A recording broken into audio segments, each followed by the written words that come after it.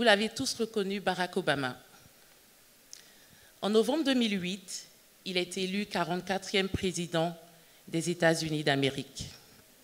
En janvier 2009, il est le premier président afro-américain de ce pays. Marie Corée Seri. Ce nom reste gravé dans l'histoire de la Côte d'Ivoire. En février 1950, elle sort de prison. Elle avait été arrêtée avec d'autres femmes à la suite de la marche sur Grand Bassam pour libérer les prisonniers politiques, dont leurs époux et enfants.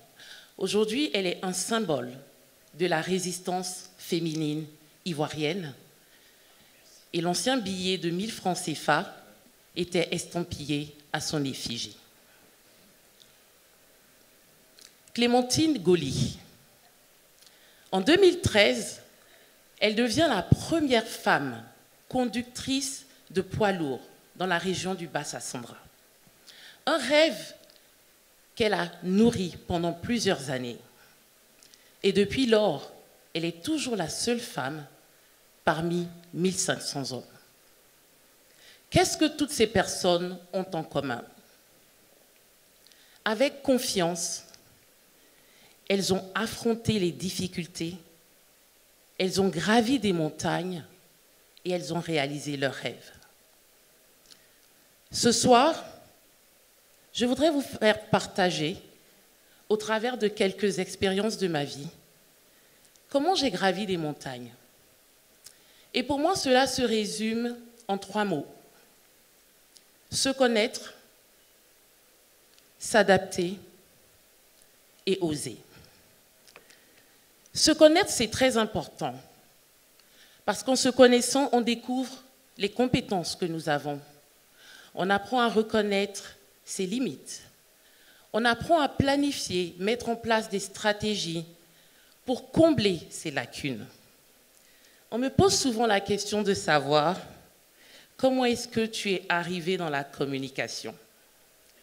Pour ceux qui ne le savent pas, je suis ingénieur agronome, diplômé de l'Institut national polytechnique de Côte d'Ivoire. Je suis un pur produit de l'école ivoirienne.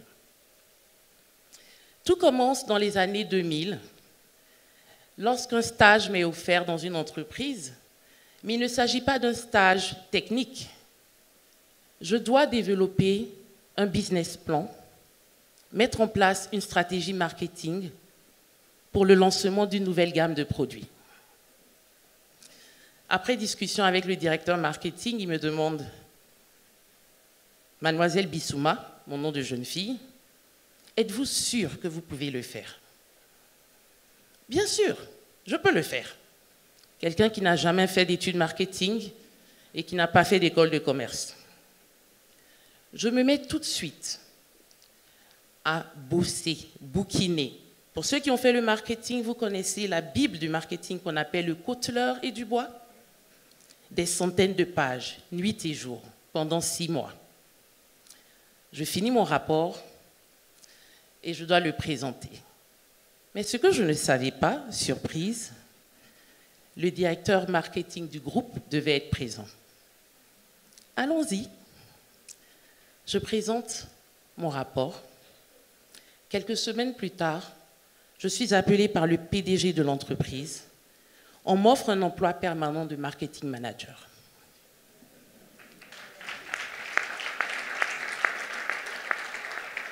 C'est comme ça que je commence à flirter avec le marketing et la communication.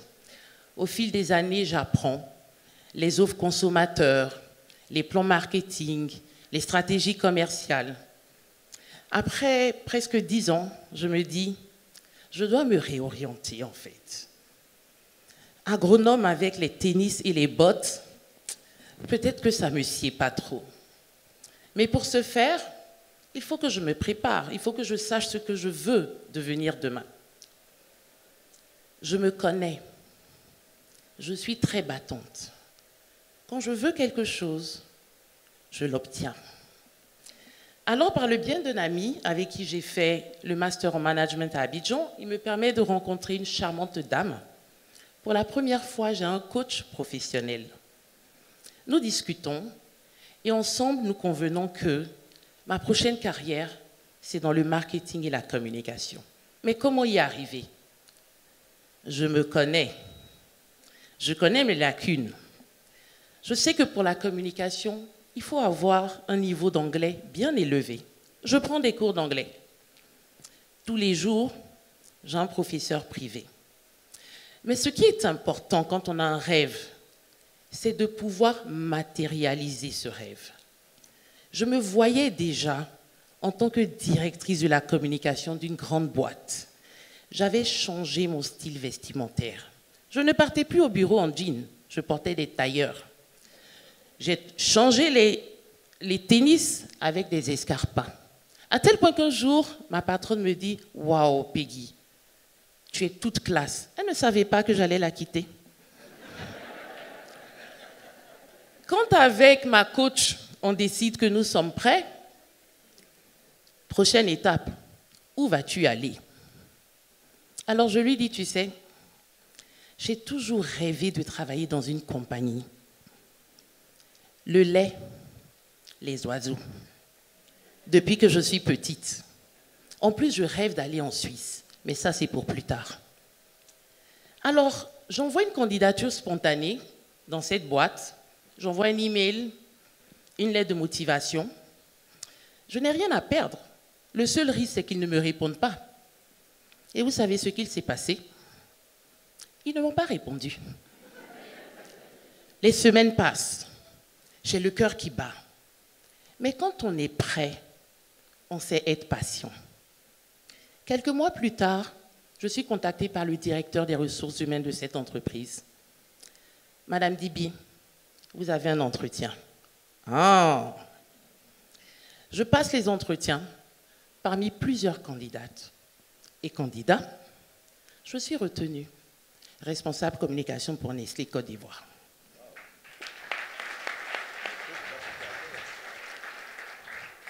Quand on se connaît, on se prépare pour s'adapter. C'est la deuxième étape. S'adapter, ça veut dire pouvoir survivre dans un environnement incertain. Et lorsqu'on arrive à maîtriser cet environnement, on excelle.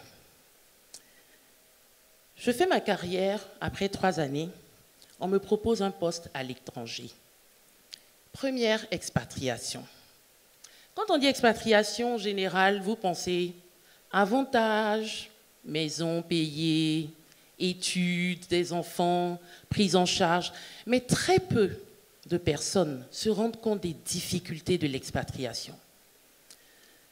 Je pars de la Côte d'Ivoire avec un enfant de 11 mois, 2 filles âgées de 6 ans et 12 ans à l'époque. Un mari qui travaille, comment on va faire? Peut-être qu'il va rester ici, ou bien il va partir. On essaie de trouver des arrangements. Première destination, Accra.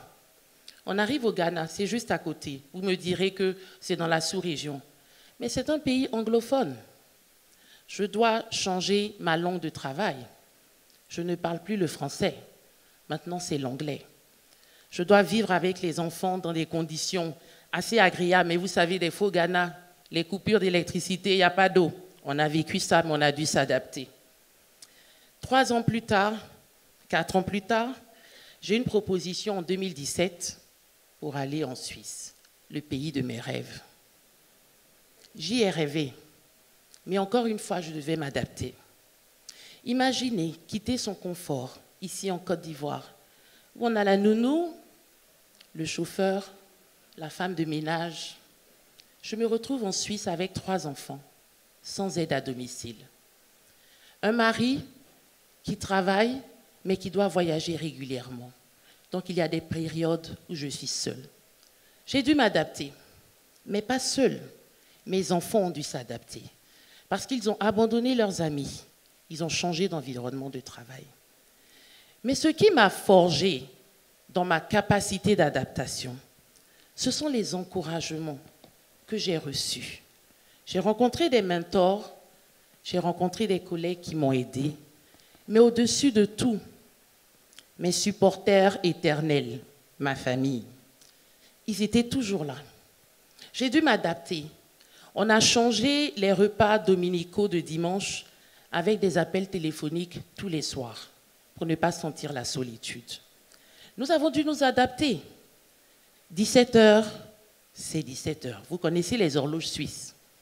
Je me rappelle qu'une fois, j'ai été invitée à manger chez des amis suisses, bien sûr. 19 heures. Heure africaine? Non. J'arrive à 19h45. Ils étaient déjà presque après l'entrée. Je dis, je suis désolée. La fois d'après, quand j'ai organisé un repas chez moi, j'étais plus qu'à l'heure parce qu'il fallait que les invités soient vraiment au rendez-vous. Quand on arrive à s'adapter, on sort de sa zone de confort.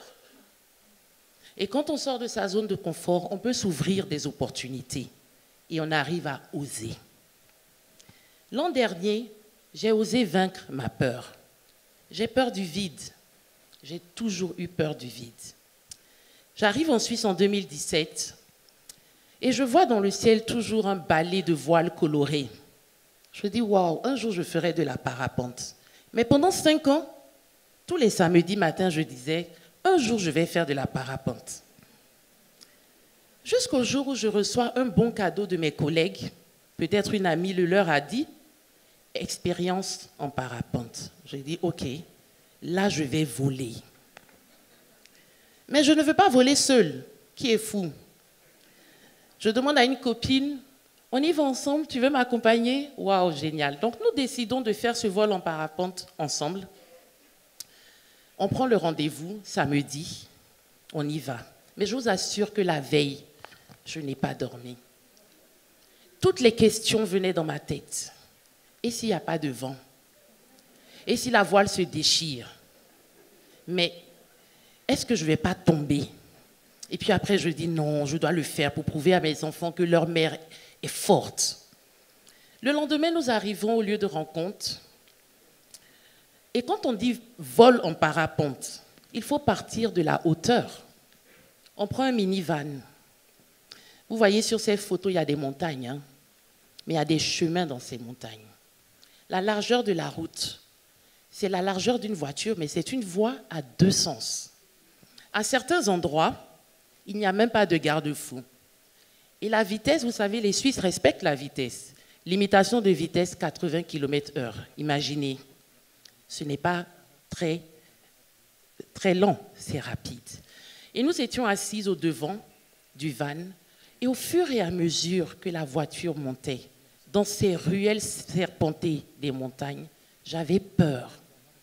Je me demandais, mais est-ce que ce n'est pas une bêtise? J'ai récité toutes les prières que ma mère m'a apprises. Je te promets, maman, j'ai récité toutes les prières. On arrive au sommet de la montagne, 1400 mètres de haut. La vue était magnifique, mais il faut descendre. Quand tu es au sommet, il faut descendre. Je demande au moniteur, parce que ce sont des vols en biplace, donc il y a celui qui fait le vol et le moniteur, comment on fait maintenant? Il dit, Peggy, t'inquiète pas, tu te mets juste au bord de la falaise et puis tu te laisses aller. Je dis, ah bon? Ok. Avec réticence, je m'avance au bord de la falaise. Mais ce qu'il a dit, c'est vrai, parce que ce n'est pas un parachute. En parachute, on saute. En parapente, on vole. Dès que le vent soulève la voile, je ferme les yeux. La vue est magnifique. Vous tous, vous voulez aller au sommet, je vous encourage. La vue est magnifique au sommet. Mais pour aller au sommet, il faut gravir les montagnes. Il faut s'armer de courage. Il faut se préparer.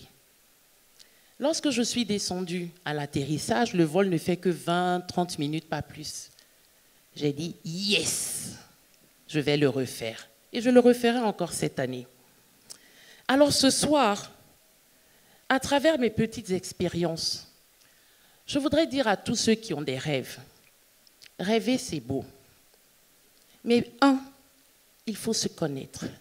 Apprenez à vous connaître. Apprenez à vous préparer. Apprenez à vous découvrir. Soyez prêts à vous adapter. Il y aura des vents, Il y aura des montagnes.